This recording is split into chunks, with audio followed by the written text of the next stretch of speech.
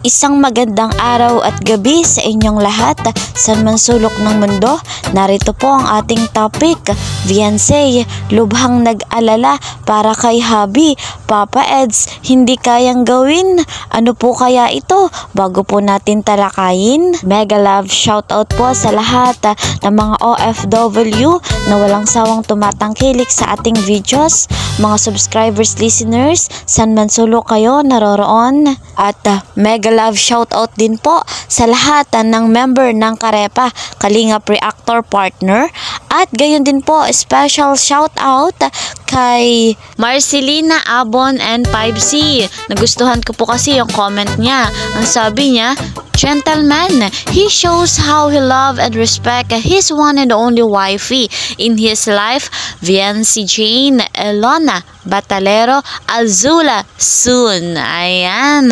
Shoutout sa iyo, Madam Marcelina. I love your comment.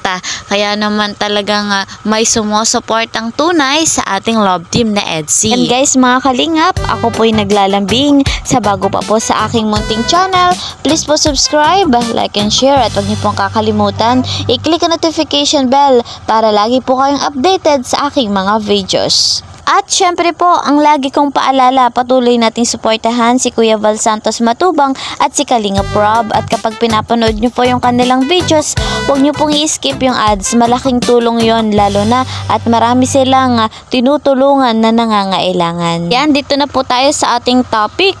Viancé, lubhang nag-alala para kay hubby. Papa Eds, hindi kayang gawin.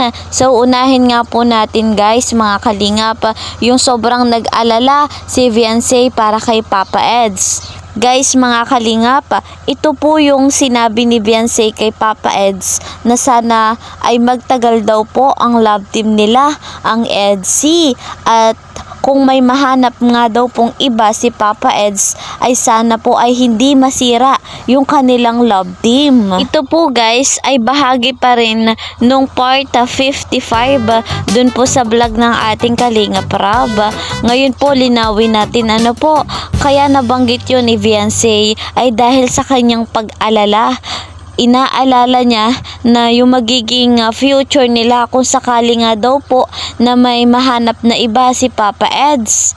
Para sa akin po guys, mga kalingap, nakikita ko na kahit ganun magsalita si Viancé, kahit po tumatawa siya, ay may kaunting kirot sa kanyang puso. Syempre naman napamahal na rin siya kay Papa Eds, tapos babanggitin niya na kung na maging matatag yung love team nila kahit may mahanap ng iba si Papa Eds. Syempre naman yung pag-alala niya ay talaga namang sobra at to the max. Dumako naman po tayo sa isa nating topic guys, mga kalingap.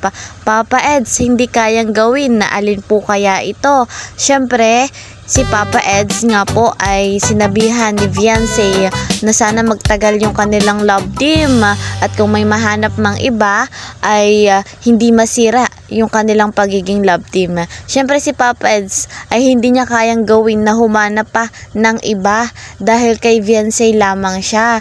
At nabanggit niya nga po nung pagkakataong iyon na bakit pa siya hanap sa iba ay kay Viancé lamang naman po siya nakatingin.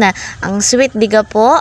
Kung iisipin nating mabuti guys, mga kalingap, yung nararamdaman ni Viancé at yung nararamdaman ni Papa Eds ay talagang parehong pareho. Kaya nga po yung future ng dalawang ito ay talagang inaabangan natin kung ano yung kalalabasan ng kanilang love team. Syempre lagi tayong susuporta sa dalawang ito. Kaya nga po lagi kong sinasabi guys, mga kalingap, lagi nating suportahan ang dalawang ito dahil deserve naman po nila. Ayan guys, mga kalingap, hanggang dito na lamang po. Nawa sa next vlog ay patuloy nyo rin po akong susuportahan. Mag-iingat po kayo palagi. Bye bye!